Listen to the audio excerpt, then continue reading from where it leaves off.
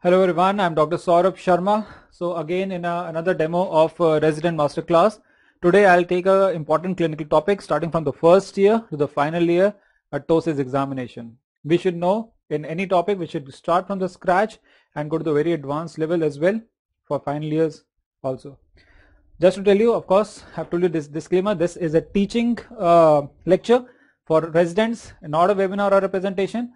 The main purpose of this is to understand the basic concepts of the topic, prepare for Viva and help in theory examination, and very important, how to do important clinical techniques, clinical examination. That will be very helpful for third year who are going for exams, clinical examination skills and how to write in a theory exam. So let us start from the scratch. Ptosis is drooping of the upper eyelid. So which are the muscles which elevate the upper eyelid? Two muscles. One is levator palpebrae superioris and Muller muscle. So we should know detail about them before going into the topic of ptosis. And this anatomy of the eyelid is important. If we go anatomy of the upper eyelid and go from the anterior to posterior, what we find is the first layer of the eyelid is the skin, then subcutaneous tissue. Then we have the striated muscle. Okay, the striated muscle, they have two striated muscles. One is the LPS, which we'll talk about, which elevates the eyelid. And the second one is the orbicularis oculi, which closes the eyelid. Then under the striated muscle, there is nerves and arteries present, which is the areolar tissue layer. Then we have the fibrous skeleton, which provides the strength to the eyelid. This green thing is the tarsus, tarsal plate, and the continuation of the tarsus is known as orbital septum. So tarsus and orbital septum give strength to the eyelid. You can see in this here also, this is the tarsus. And here the continuation orbital septum. Then we have the smooth muscle known as the Muller muscle, and the last layer of the eyelid is palpebral conjunctiva. So we should talk about the muscle which is LPS, very important. The anatomy of the LPS, origin, insertion, nervous supply and the action. So this is the orbit, this is the anterior part of the orbit. This part is the apex of the orbit, posterior part, apex of the orbit. Where what is this? Is a fissure, superior orbital fissure, and there is a fibrous condensation sheath over here known as annulus of Zinn. The importance over here is the rectus muscle, superior, medial, lateral and inferior rectus are originating from the Zinn. Above this is superior oblique and above this is origin of LPS. From which bone? That is important. From the lesser wing of sphenoid. And where it is present, in which part of the wall of the orbit? Roof of the orbit. Greater wing in the lateral wall, lesser wing in the roof, and body in the medial wall. So from the roof of the orbit, LPS is originating. Then it travels. See, it is traveling. This is the LPS muscle I am marking. It travels horizontally, and there is a ligament known as Wittnall's ligament, which dips it vertically. And after vertical dipping, it has two fibers. One is a superficial fiber and one is a deep fiber. The deep fiber is inserted over here. What is this? Tarsus. Inserted into anterior tarsus. And the superficial fibers, see, LPS is present only in the upper eyelid, not in the lower eyelid. Superficial fibers get inserted into the skin of the upper eyelid. And you have seen yourself in mirror. अपने आप को देखते हो और किसको देखते हो? तो अपने आप को देखते हो शीशे में तो देखते हो ये horizontal lines. What are these lines? These lines are eyelid crease, which is formed by the superficial fibers of LPS inserted into the skin. Some have multiple, some have one line. Depends how many insertions are there. So superficial and deep insertion is like this.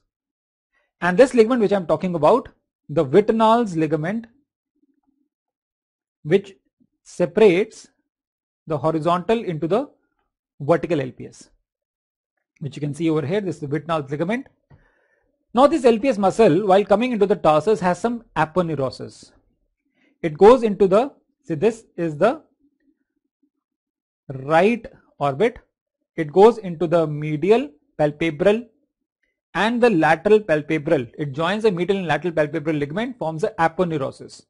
So LPS muscle forming the aponeurosis, and that is the extension of the LPS. So it fans out into the lateral and medial parts as well. and it is present only in the upper eyelid. So that's the origin and insertion. Nervous supply, very important. Third nerve supply the LPS. And what is the action? It present only in the upper eyelid. So it elevates upper eyelid. How much it elevates? Normally it elevates more than 15 millimeters. More than 15 millimeters it elevates the upper eyelid. That's the origin, insertion, nervous supply and the action of LPS.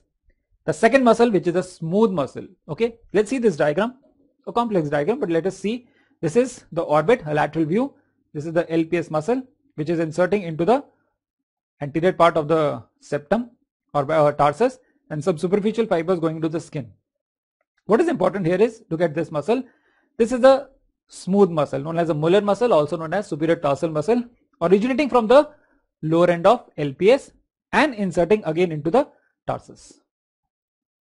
Alright, it also elevates the eyelid. It elevates 2 millimeter of the eyelid. Alright, so these are the two muscles which are important.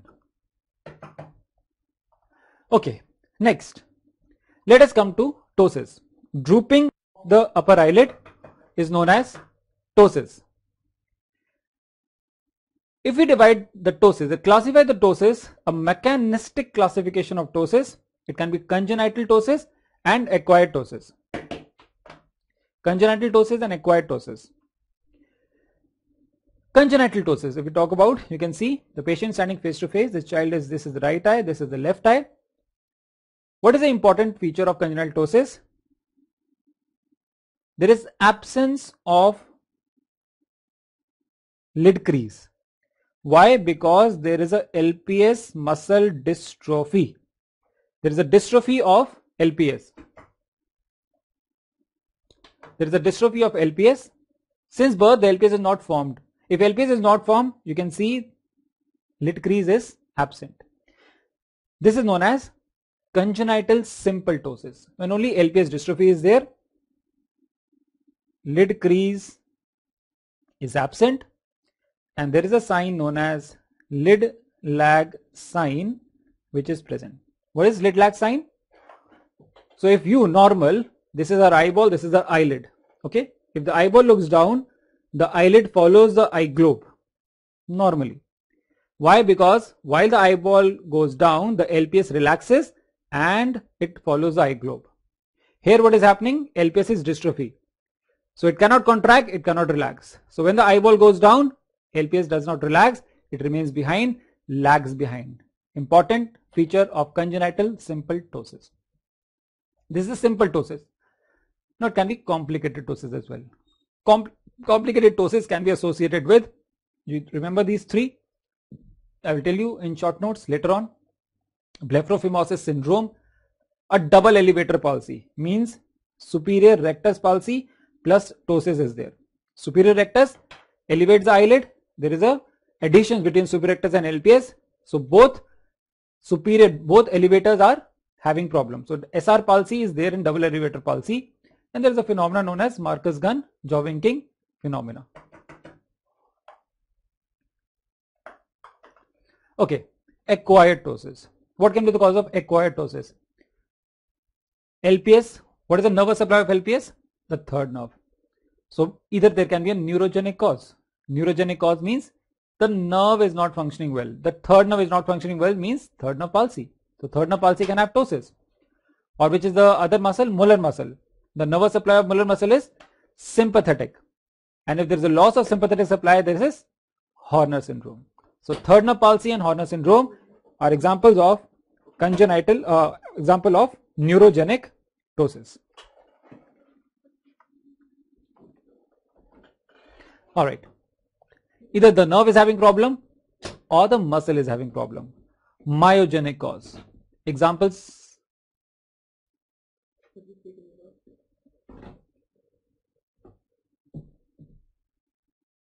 Okay, it can be myotonic dystrophy, progressive external ophthalmoplegia, in which the muscle is having problem, LPS muscle is having problem, or a neuromuscular junction like myasthenia gravis. So neurogenic cause, myogenic cause. or a mechanical cause. A eyelid tumor or a eyelid edema will mechanically push the eyelid down. If you can see over here, the left eye of the patient, there is some tumor. This is a plexiform neurofibroma. It's a tumor of the eyelid. It pushes the eyelid down, mechanical ptosis. And the last, aponeurotic ptosis. Aponeurotic ptosis seen in old age people. You must have seen in old age also the eyelid is slightly drooping. So see, the aponeurotic ptosis, because of the aponeurosis, is not healthy. The LPS aponeurosis which I talked about, that is not healthy. So eyelid is not able to lift up, it droops down, seen in old age. This is the most common type of ptosis. What is the important point in aponeurotic ptosis as compared to the congenital ptosis? See here what is happening. The eyelid crease is absent because of LPS dystrophy. Here see, high eyelid crease is a feature of old age ptosis. High eyelid crease, old age ptosis, absence of eyelid crease, congenital ptosis, pathognomonic features. LPS function is good over here. The problem is not in the LPS muscle, it's the LPS aponeurosis. So LPS function is good in aponeurotic ptosis. It's the most common type of ptosis, also known as idiopathic ptosis. Alright, so this classification is known as a mechanistic classification of ptosis.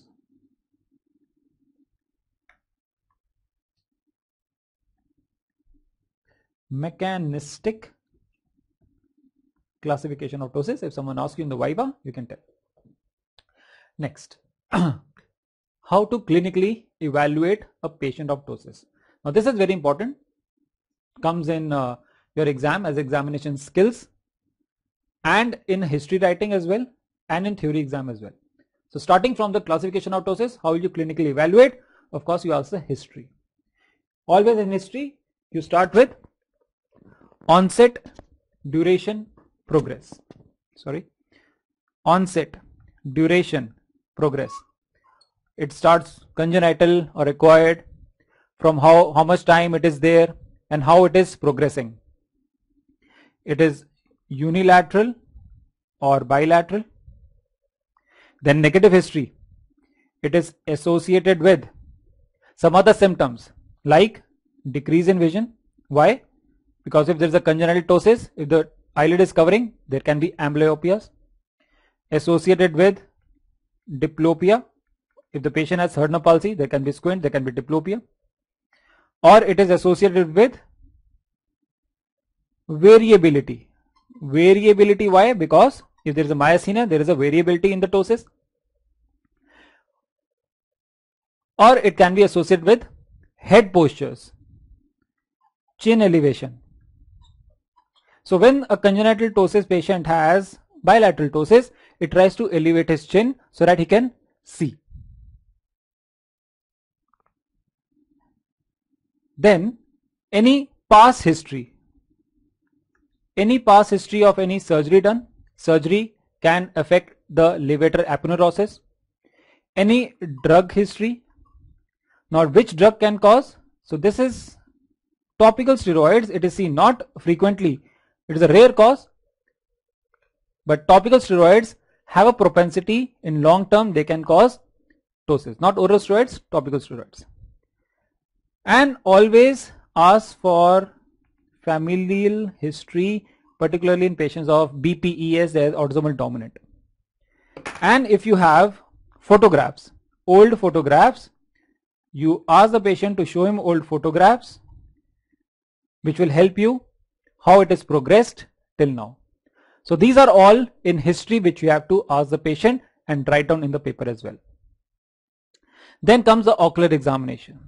Starting with obviously visual acuity. Why do you take the visual acuity important here? Because the congenital ptosis patient can have amblyopias. So visual acuity is very important. Head posture. As I told you, why head posture? Because they can have chin elevation. They can elevate the chin to see. Eye position and ocular motility has to be done for ruling out third nerve palsies or ocular deviations, or if the patient has a double elevator palsy, as I told you, SR palsy. And pupil examination. In third nerve palsy, pupil is dilated, Horner's pupil is small. So this important things, these two can be done during the initial part of the examination or after the measurements as well. And now simultaneously with this, you have to rule out whether the patient is actually having ptosis or not. You have to rule out pseudotosis, false ptosis. For example, you see this patient. This is right eye, this is left eye. You see the right upper eyelid is covering 1/6 of the cornea, that is normal. But here you can see the right eyelid is looking like ptosis, but it is not ptosis. Why? Because the eyeball is small. So ipsilateral small eye means ipsilateral anophthalmia, microphthalmia, phthisis bulbi. It will appear at the patient have ptosis. So that you have to rule out by examining gross examination first. Ipsilateral hypotropia. Hypotropia, hypo means down, tropia means squint. If the eyeball is down, I told you eyelid will also come down. So it looks like a pseudotosis. Dermatochalasis, blepharochalasis, brotosis. If there is a ptosis of the brow, if brow is bulky and pushing the eyelid down, there will be a false ptosis. Similarly, blepharo and dermatochalasis are bulky eyelids. So they will cause a false ptosis. And this contralateral lid retraction. If the patient has other eye lid retraction, this eye will appear to have a lower level. So that is also have to be ruled out in a general examination of a ptosis patient. Alright, then comes the important things, measurements. Measurements of ptosis are very important. I'll show you how to measure also each and everything, but what all you have to measure, let us find out. First you have to measure the distance between the upper eyelid and the lower eyelid in the center. Palpebral fissure height. Roughly it's about 8 to 11 millimeters. I'll tell you how to measure in a video. Now this palpebral fissure height has to be measured in a primary position and a down gaze position. Why in down gaze? Because I told you in congenital ptosis it can be lid lag. So in down gaze it is roughly about 5 to 6 millimeter. So you check whether it's having more than 5 to 6 millimeter or not. If it is more than 5 to 6 millimeter, there can be lagging of the upper eyelid. So in down gaze it has to be measured. The same palpebral fissure height in down gaze. Important, don't forget this. Then comes two important things. Marginal reflex distance 1 and 2. So here if you can see margin, upper eyelid margin to the reflex of the cornea. You put a torchlight, see the central reflex of the cornea and the distance between the upper eyelid margin to the center of the reflex known as MRD1. And if you take the distance from the reflex to the lower eyelid margin, that is known as MRD2. Normally the upper eyelid covers 1/6 of the cornea. So if for example if I take a cornea, just an example of 12 millimeters, lower eyelid is just at the level of limbus and upper eyelid covers 1/6 of the cornea, means 2 millimeters. So in this case normally how much will be the MRD1? The corneal reflex will be in the center of course. So 2 millimeters is already covered. So here in this case the MRD will turn out to be 4 millimeters and the MRD2 will turn out to be 6 millimeters. So these two important reflexes distance you have to measure and show to the examiner. I'll show you how to do it. Then similarly in the this is primary gaze. Okay, in the primary gaze you can see this is what a lid crease, but in the primary gaze it is known as a lid fold. So this is a marginal fold distance. This will give you an idea of the cosmetic during surgery, marginal fold distance. And if you do the same thing in a down gaze, see eyeball is going down now. In down gaze if you measure, this becomes a marginal crease distance. The most prominent crease till the upper eyelid margin, marginal crease distance. This will give you the incision, where you have to give incision during surgery of ptosis. Now from here you have to calculate the amount of ptosis. How much is the ptosis as compared to the other eye, or if it is the bilateral ptosis, how much it is ptosis as compared to the normal eye. So this can be found out from the simple palpebral fissure. So if the patient has a unilateral ptosis, from palpebral fissure PF of a normal person minus the palpebral fissure of a ptosis person, as in a unilateral ptosis, other eye is normal. So normal eye minus the palpebral pressure will give you the amount of ptosis. From MRD1 also, from MRD1 of a normal patient minus MRD1 of a ptosis patient will give you the amount of ptosis in a unilateral ptosis. In bilateral ptosis, you have to compare, you have to calculate from a normal. So I'll give you one example. For example, let us see this example only. Okay, this was a normal patient with corneal diameter 12 millimeters. Okay, and 2 millimeters should be the upper eyelid covering the cornea. So let us see this example. If there is a patient whose corneal diameter is 12 and the upper eyelid is covering 4 millimeters of the cornea, how much will be the ptosis of this patient? Now we know if the corneal diameter is 12, the corneal reflex is in the center, the upper eyelid covers 2 millimeters of the cornea. 2 millimeters it should normally cover. Now it is extra covering how much? That is the ptosis. So 4 minus 2, 2 millimeters will be the amount of ptosis in this patient. So here in this bilateral ptosis you have to compare with the normal, see the corneal diameter, and 2 millimeters will be the 1/6, that is 2 millimeters, and 12 millimeters will be the upper eyelid covering normally. How much more it is covering, that is the amount of ptosis. And there is a classification of the amount of ptosis into mild, moderate, severe. Very simple. 2 millimeter ptosis mild, 3 millimeter ptosis moderate, 4 millimeter ptosis severe ptosis. Now if one question, if I ask you, maths achhi hai, if a patient is having corneal diameter of 12 millimeters,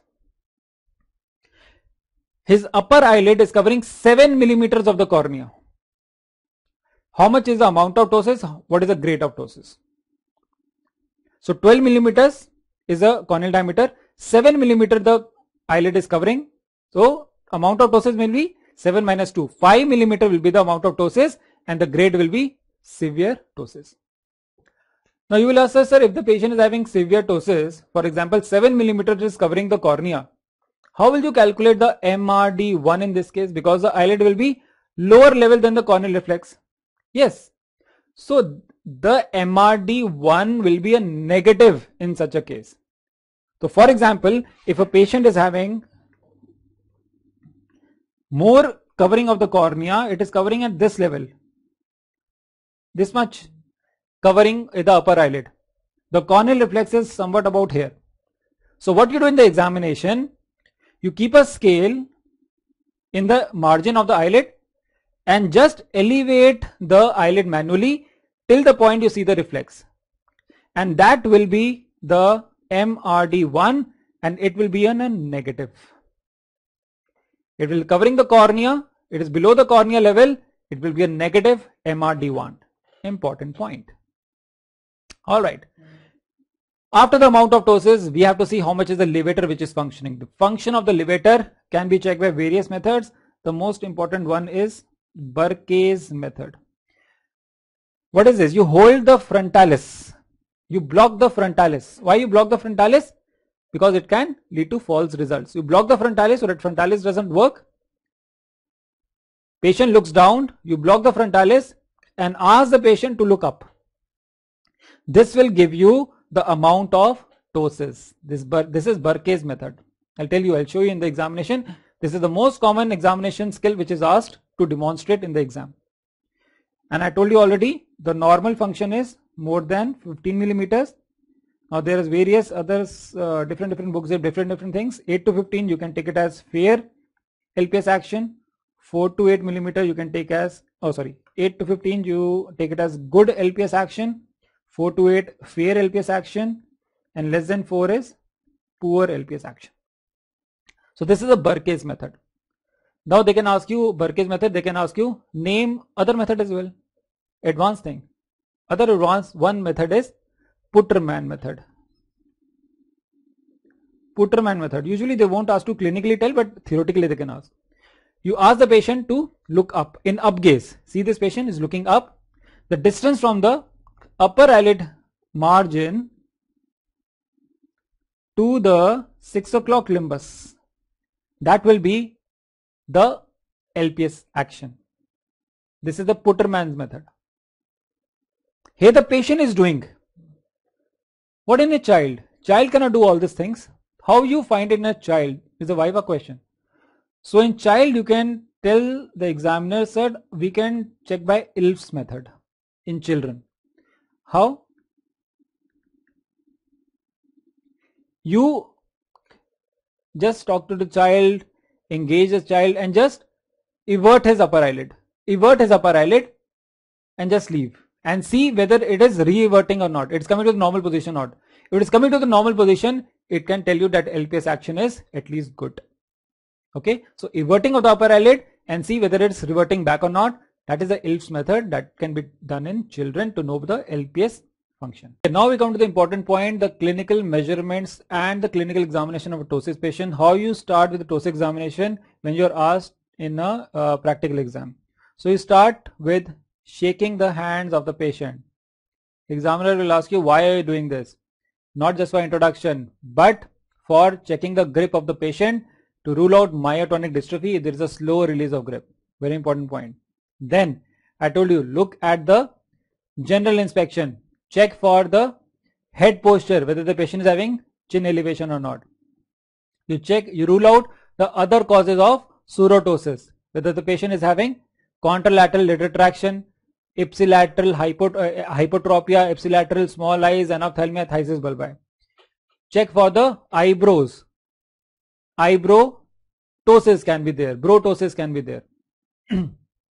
Then look at the frontal creases. Why frontal creases? Because the patient can, in congenital ptosis, LPS function is poor, the patient tries to elevate the eyebrow, there will be frontal creases. So check for frontal creases as well. Everything you have to tell.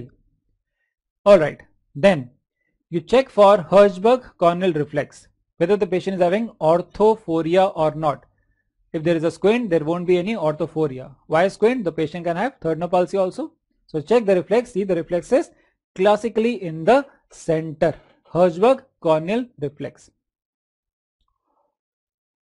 Alright, now comes down to measurements. The first measurement in the center is palpebral fissure height.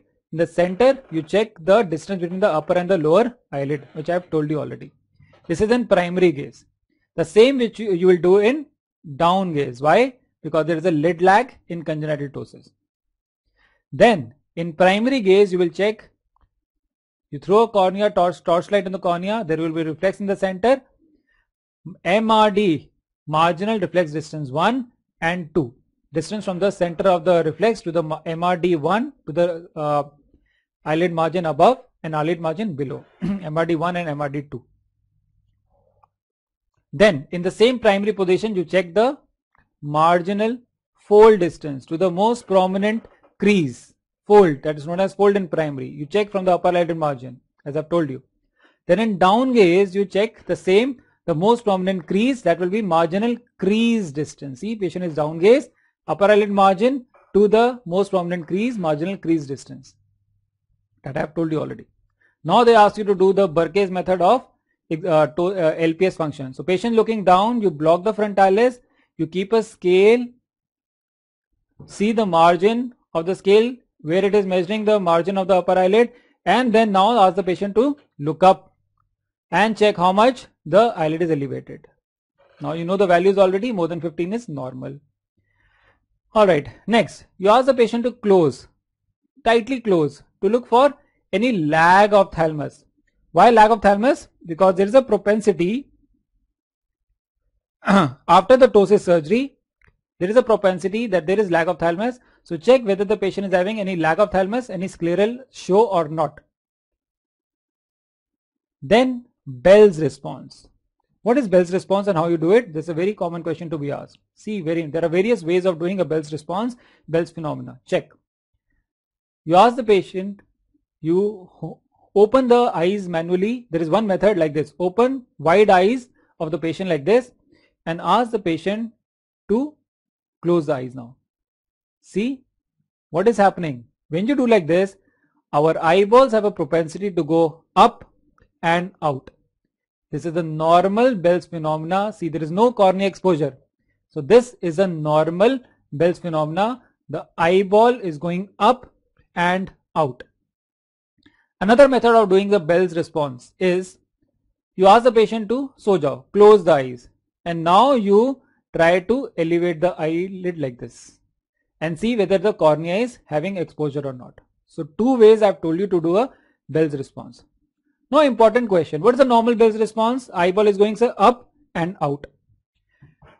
Sometimes advanced question they can ask, what is a inverse Bell phenomena? Inverse Bell phenomena is when the eyeball is going up and in. Inverse is up and in. What is reverse Bell phenomena? This I'm taking very advanced points, where the eyeball is going down and out. And one more, perverse Bell's phenomena, eyeball can go in any direction. So normal is up and out, inverse is up and in, reverse is down and out, perverse in any direction. Important point regarding Bell's phenomena. And you can grade the Bell's phenomena as good, fair and poor. More than 2/3 of the cornea has gone up. That is good Bell's phenomena. You can see none of the cornea was seen, means very good phenomena in this child. 1/3 to 2/3 of the cornea has gone up and is less than 1/3 of the cornea has gone up. That is a poor Bell's phenomena. This is very important in the surgery. After the ptosis surgery, I'll tell you in complication, there is a lag of thalamus. Exposure of the cornea can be there. So if the patient has lag of thalamus and poor Bell's phenomena, what can happen? There can be corneal exposure leading to exposure keratitis. Alright. Next you check for the sensations. Same thing. If the cornea is exposed, there will be exposure keratopathy. So you have to check the sensation of the cornea. So come from the temporal, ask the patient to look straight, come from the temporal and just touch the cornea and see whether the eyelid is blinking or not. Why can't you come from the center? Because the patient can be scared and will blink the eye. So come from the temporal and just touch the cornea and see the blinking reflex. Corneal blink reflex. The afferent is the nervous supply of cornea. Fifth nerve is the afferent and blinking, seventh nerve orbicularis is the efferent. Fifth nerve takes the impulse, seventh nerve brings it back. That is corneal blink reflex. And then you check Marcus Gunn jaw winking phenomena. Jaw winking phenomena. It is a type of complicated ptosis. When the jaw moves, eye winks. So you ask the patient to move the jaw and see whether the eyelid is going up, down, up, down, up, down or not by asking the patient to move his jaw sideways. Chewing gum जैसे खाते हैं वैसे के लिए. You can clinch the teeth as well, because I'll tell you, because of pterygoid muscle, abnormal innervation goes to LPS leading to this phenomena. So this is also important examination, Marcus Gunn jaw winking phenomena. Then you try to elevate passively the ptotic. For example, right eye is a ptotic eyelid. Try to passively elevate the ptotic eyelid and see the drooping of the other eyelid. This is known as increased innervation test based on Herring's law. So just remember for now, elevate the ptotic eyelid. The other eyelid has a tendency to droop. If there is the other eye has a tendency to droop, it means after the ptosis surgery of this eye, there can be ptosis in the other eye because of Herring's law. This is the increased innervation test and an advanced test. So all these tests are done in ptosis measurements, but don't forget at the end to mention about corneal staining, tear film for the same reason, sensation of the cornea, lack of thalamus, and lastly myasthenia gravis, check for myasthenia gravis. So this can be a separate short question. What are the tests for myasthenia gravis? So check like this. Some tests I'll tell you for myasthenia gravis. One is a fatigability test. You ask the patient to look continuously up, approximately 30 seconds. and see whether the eyelid is drooping or not. In myasthenia, more you work the muscle, weaker it gets. So LPS moves up, it becomes weak, it droops down. This is a fatigability test of myasthenia gravis. Second is a Kogan lid twitch test. You hold your two fingers like this and ask the patient to look up, down, up, down, up, down, and look for overshooting of the upper eyelid in myasthenia gravis. That is a Kogan lid twitch test. Then eye peak sign. You ask the patient to close the eyes. Orbicularis close the eyes. Orbicularis is also skeletal muscle.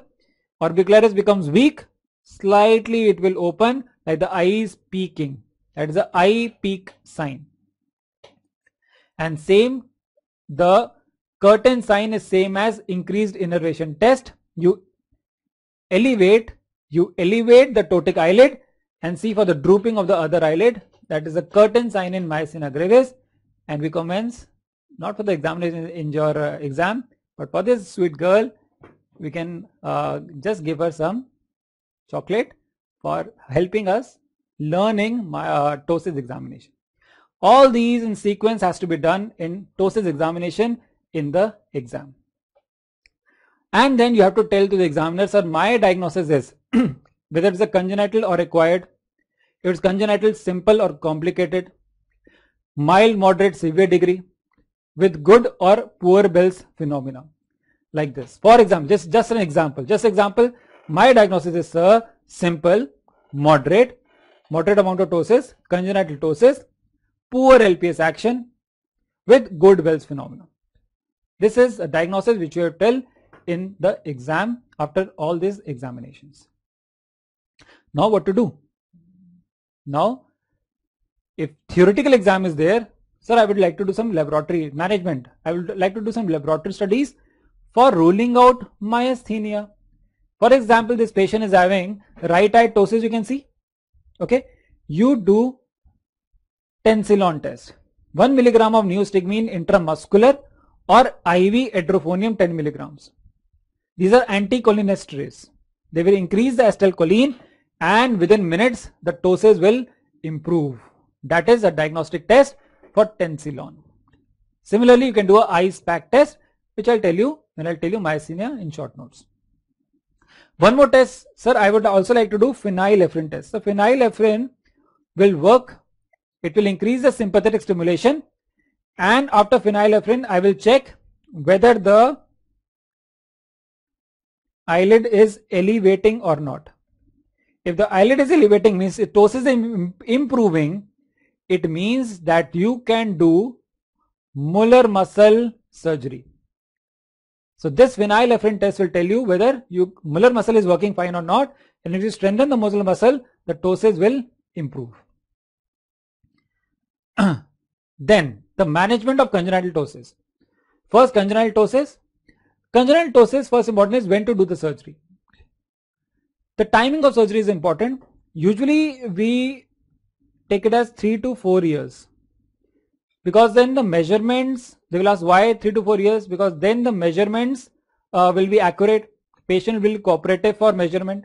So you can wait for 3 to 4 years, except in cases when the patient is having amblyopia, severe ptosis, patient is doing chin elevation, means he is having severe ptosis and the patient vision is getting less, amblyopia patients, then you can do surgery as soon as possible. But generally speaking, 3 to 4 years. What surgery to do depends on the amount of ptosis and the LPS action. So mild ptosis means less than 2 mm LPS, 2 millimeter of ptosis, and usually they have good LPS action. You can do a Fasanella-Servat procedure. You evert the eye. Now this surgery, only name is important. One to a special point I will tell you, even in your PG exam, when you do a SRship or a fellowship, then you have to detail the steps. But here for mild ptosis, Fasanella-Servat procedure, you elevate the, evert the eyelid, you take out tarsus, Muller muscle and conjunctiva. So it is also known as tarso-mullerectomy, tarso-conjunctival mullerectomy. You take out tarso conjunctivomulerectomy to increase the strength. That is done for mild cases. Scientist Fasinella Servat operation. For moderate ptosis, moderate ptosis, you have to do LPS resection. For example, this is a skeletal muscle. You decrease the size. Resection means decreasing the size. You decrease the size of a skeletal muscle, the strength will improve. So decrease the size of the skeletal muscle by cutting the LPS muscle, the strength will improve. That is a levator resection. Can be done from a skin approach, can be done from a conjunctival approach. Conjunctival approach is known as Blaskowitz operation, but you don't have to go in detail with that. So levator resection can be done for moderate ptosis. And for severe ptosis, severe ptosis, you have to replace the LPS. So what is this? This is our nose. This is your eyelid. This is eyebrow. Why I am doing eyebrow? What elevates your eyebrow? What elevates your eyebrow? There is a muscle over here, frontalis. Frontalis muscle, you elevate, you frown, elevate your eyebrow. So here the LPS muscle is very severe ptosis, very poor LPS action. So what you do is, you join the frontalis to the tarsus. I'm just drawing a line diagram. I'll show you the actual. You join the frontalis to the tarsus. So whenever the patient moves his frontalis, what will happen to the eyelid? It will go up. That is what you want. Here you are replacing the LPS by a sling material. This is known as frontalis sling operation. Frontalis brow suspension or frontalis sling operation. This sling can be of silicone, but the best material for the sling is if you can take out something from a body. So there is a muscle in the lateral part of thighs. You take a part of facial atta, you make a sling of this. That is the best material. You can take it from market as well. Silicone material or PTFA. There are various materials. Facial atta, silicone are two important, which you can remember. There are various methods of doing it. This is just a line diagram which I showed. This is actually what is done like this. The sling is over here like this, like a pentagon. Who did it, this pentagon? Fox scientist. So one approach is known as Fox pentagon, an advanced thing. Fox pentagon, all this sling is attached to the frontalis. There is another scientist, you can remember like this.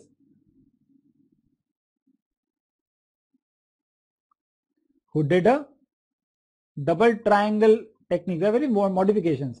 This double triangle technique is a Crawford technique. So two you can remember the names, Fox pentagon and Crawford modification like this.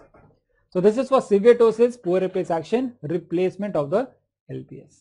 So mild, moderate, severe ptosis are done like this. Simultaneously, let us, why not, see the instruments which you can be asked in a viva. In ptosis surgery, there are some specific instruments which are used. What are these? I'll tell you the name also. These are to protect the eye globe while doing a eyelid surgery. This is known as a eyelid plate. Jaeger's name of the scientist. Like when you do a surgery like this, like you do a sling surgery, you're putting some needle like this, and it is put under the eyelid so that it protects the eye globe, so that if you do an incision, it does not hit your eye globe. So Jaeger's eye plate is this. It is a concave surface. So this surface like this should be going towards the eyeball, because to protect the eyeball is also like a circular thing. Similarly, one more plate is there. Just remember the name, to protect the eye globe. That is a Stellard plate for protection of the eye globe during ptosis surgery. Then this is very important. Many times this question will come. This is a retractor. Retractor, pulling. This is a Desmarais eyelid retractor. Like this is the skin approach. You make an incision in the skin for the LPS resection, and the upper part or the lower part you have to retract like this. So see, this is a eyelid Desmarais retractor which is retracting the skin over here.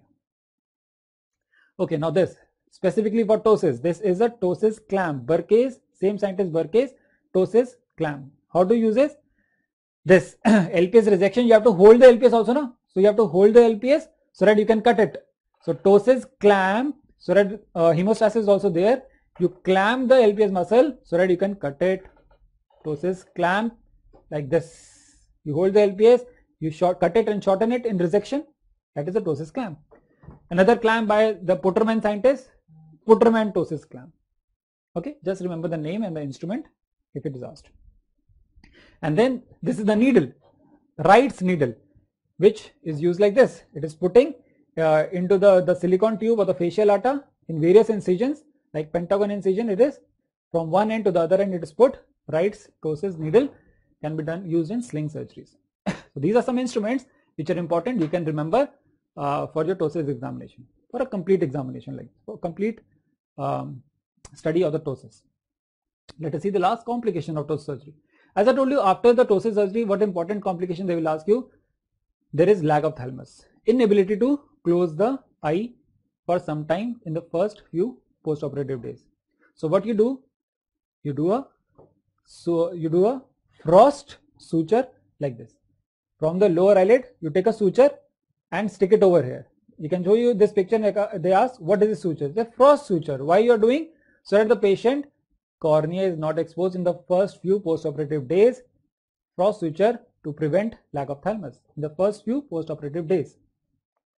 There can be overcorrection or undercorrection, that can be there in any surgery. There can be contour defects. You are doing some incision on the eyelid. There can be up and low contour defects which can lead to ectropion and tropion, can lead to prolapse of the conjunctiva. And as I told you, if there is a ptosis surgery in one eye and the other eye can have a contralateral ptosis also if there is an increased innervation test positive initially. So some complications of ptosis surgery you can mention in your theory exam. Alright, this was the treatment of congenital ptosis. Acquired ptosis. See, acquired ptosis, the treatment depends on what is the cause of ptosis. Neurogenic cause, myogenic cause, mechanical cause. In mechanical, you have to take out the tumor. Neurogenic, just wait for the third nerve palsy. So it depends on the cause. Okay. But during the time, for example, if the patient is having third nerve palsy, for example, if there is a neurogenic patient, third nerve palsy, ptosis because of third nerve palsy, you cannot surgery for that. No? So for the interim period, the patient eyelid is down. So mechanically, you can elevate by giving these specs. These are crutch glasses. See here, these are not normal. These are having, this will elevate your, mechanically elevate the upper eyelid. So during the interim period, when the problem is not being solved, acquired cause, you can give the patient crutch glasses. Even in congenital ptosis, when you are waiting for 3 to 4 years, you can give the child crutch glasses so that the eyelid are elevated. It doesn't look bad. So this can be shown as a picture to be asked at what type of glasses are these crutch glasses for ptosis. That was the complete ptosis examination. But let us now short notes on special topics of some special ptosis. One is complicated ptosis, Marcus Gunn jaw winking phenomena. If you can see, mostly seen in young male patients. See, the right eye, there is a mild ptosis, and what happens when he moves his jaw? The upper eyelid goes up, down, up, down, up, down. When he moves his jaw, what are the muscles of the jaw? Many muscles, masseter, temporalis. But what is important here is pterygoids. Pterygoids, what is the nervous supply of pterygoids? Fifth nerve. There is an abnormal innervation from the pterygoids to the LPS. So whenever the patient uses pterygoids, the fifth nerve fires the LPS also, and the eyelid goes up, down, up, down, up, down. That is known as the Marcus Gunn jaw winking phenomena. Is a special type of complicated ptosis because of abnormal fifth nerve innervation from pterygoids to LPS. It can be most common due to external pterygoids, which can be asked by patient to move his jaw sideways, chewing gum, eating chewing gum like that. It can be due to internal also. Internal pterygoids is rare. Clenching the teeth. Clenching teeth, if the eyelid goes up down, that is a rare thing, but can be a cause of Marcus Gunn phenomena. In all the congenital ptosis phenomena, 5% of congenital ptosis are Marcus Gunn jaw winking phenomena. And how you treat the patient? क्या करोगे? always check the basic cause. What is the basic cause? Pterygoids. Pterygoids को ही निकाल दोगे. Take out the pterygoid jaw. Young patient comes to you for Marcus gun. Take out jaw for ptosis treatment. Jaw निकाल दोगे नहीं ना? You cannot take out. Can you take out fifth nerve? No. Can you take out LPS? No. But something has to be done in LPS now. You're studying ophthalmology. So LPS cannot be taken out, but it can be disinserted. From where it is inserted maximally? Tarsus. So disinsertion of LPS from the tarsus. What will happen if you disinsert the LPS from tarsus? The eyelid will droop down, total ptosis. So along with this LPS disinsertion, what you have to do? Replace it. And how do you replace it? By frontalis sling operation. For mild cases, unilateral can be done. For severe cases, bilateral has to be done because of Hering's law. So LPS disinsertion plus frontalis sling operation. A short note on Marcus-Gunn jaw winking phenomena, very important. How you check it, I've already told you in the examination. Next, complicated ptosis, congenital ptosis. It's the autosomal dominant. That's why you ask for family history. Blepharophimosis, ptosis, epicanthus inversus syndrome. Autosomal dominant, the gene involved is FOXL gene, mostly seen in Rajasthan in India. Blepharo means eyelid, phimosis means small.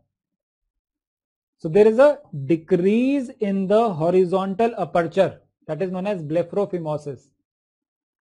This is ptosis also, of course there is ptosis. And see this fold of skin which is coming from the lower eyelid to above. I also have epicanthus, you have. But we have epicanthus coming from the upper eyelid and coming down. That is epicanthus tarsalis, palpebralis.